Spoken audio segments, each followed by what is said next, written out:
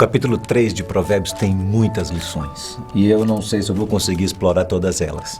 Mas deixe-me começar usando apenas um verso dele. E aí a gente vai falar sobre esse verso e no próximo encontro a gente volta a falar sobre o capítulo 3 novamente. Capítulo 3, verso 7. Não sejas sábios aos teus próprios olhos, mas teme ao Senhor e aparta-te do mal. E isto será saúde para o teu corpo e medula para os teus ossos. Não seja sábio aos teus próprios olhos. A pergunta que nós devemos fazer é: até que ponto nós devemos confiar no conhecimento que nós adquirimos? Lembre-se que nós já dissemos aqui que conhecimento é diferente de sabedoria. A sabedoria engloba o conhecimento, mas o conhecimento não. Ele é reduzido, ele não engloba a sabedoria. Pessoas podem ter bastante conhecimento, podem ter agregado muitas informações, podem desenvolver o seu intelecto, sem que necessariamente isso se traduza em sabedoria na vida. E a pergunta é: até que ponto nós podemos confiar nesse conhecimento? O conhecimento humano é bom, é positivo, é necessário, porque obviamente ele desvenda os mistérios da vida. Então, quanto mais conhecimento qualquer um de nós puder adquirir, melhor. E em áreas específicas ainda que tem a ver com a vida profissional, ótimo você poder ir atrás e estudar e ter acesso à educação de nível, fazer especializações dentro da sua área. Tudo isso é muito positivo. É verdade que nesse quesito de aprender, alguns terão mais vantagens do que outros. E a gente tem que aprender a conviver com essas diferenças. Alguns têm uma capacidade maior de aprendizado. Não é? Nós já estamos cansados de ver pessoas que às vezes estão à beira de uma prova, alguns estudam e acabam indo mal, e outros nem prestam atenção e vão bem. Então isso tem muito a ver com a capacidade intelectual de absorção do conhecimento de cada um. E tem gente que acha que tem bastante conhecimento e às vezes acaba fazendo feio, e existem outros que às vezes são bastante humildes, mas possuem um conteúdo sólido e profundo dentro do seu coração. As pessoas são diferentes e nós precisamos aprender, enfim, a respeitar essas diferenças que temos entre nós. O que eu quero destacar hoje aqui apenas é a tendência a dois outros extremos. O primeiro extremo é aquele de ser arrogante. Então, porque você tem algum conhecimento específico em alguma área, você nunca quer ouvir ninguém. Paulo menciona isso aqui na carta de 1 aos Coríntios, e ele fala, Paulo era uma pessoa extremamente instruída e tinha muito conhecimento agregado, e ele estava desenvolvendo sabedoria. Quer dizer, Deus não desprezou o conhecimento que Paulo tinha, até porque por muitas vezes Paulo se utilizou daquele conhecimento que ele tinha para conversar com os sábios, daqueles que tinham aquele nível de conhecimento também. E ele estava desenvolvendo sabedoria.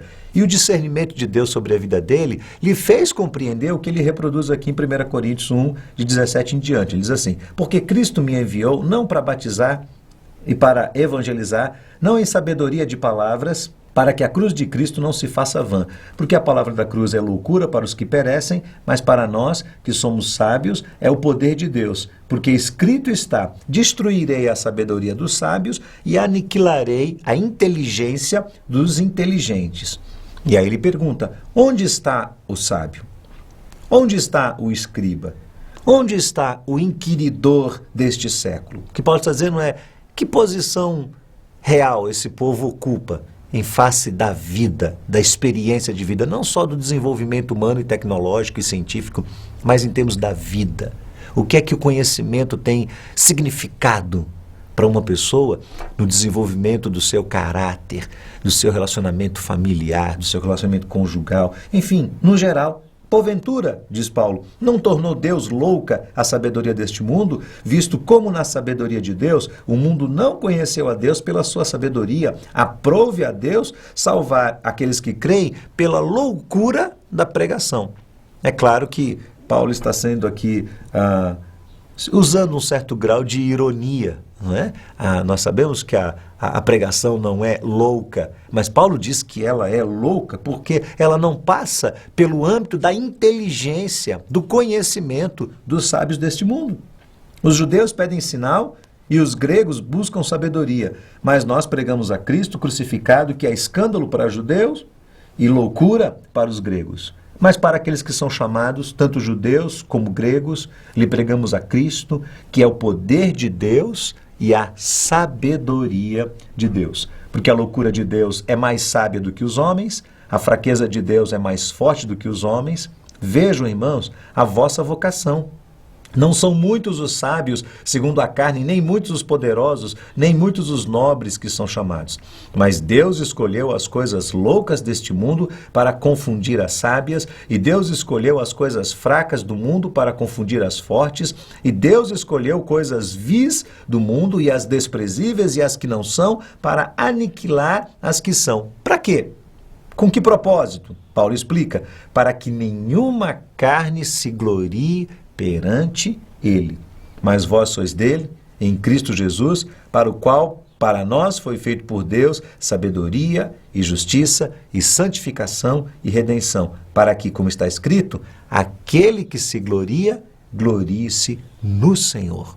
O que Paulo está dizendo é que nós não temos que ser pessoas que andam na contramão do conhecimento, sobre qualquer hipótese.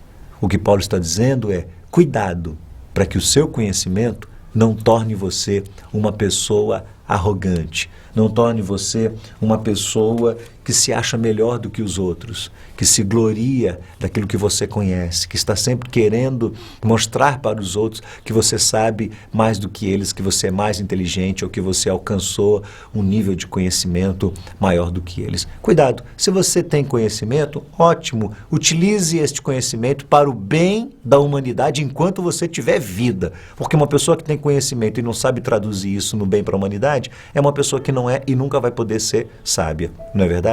Então ela não tem do que se gloriar. Paulo diz: se você tem que se gloriar de alguma coisa, glorie-se de Cristo Jesus, glorie-se do sacrifício dele, da graça dele estendida sobre a vida de cada um de nós, porque no dia que fomos colocados diante de Deus, não vai haver nenhuma pessoa sábia.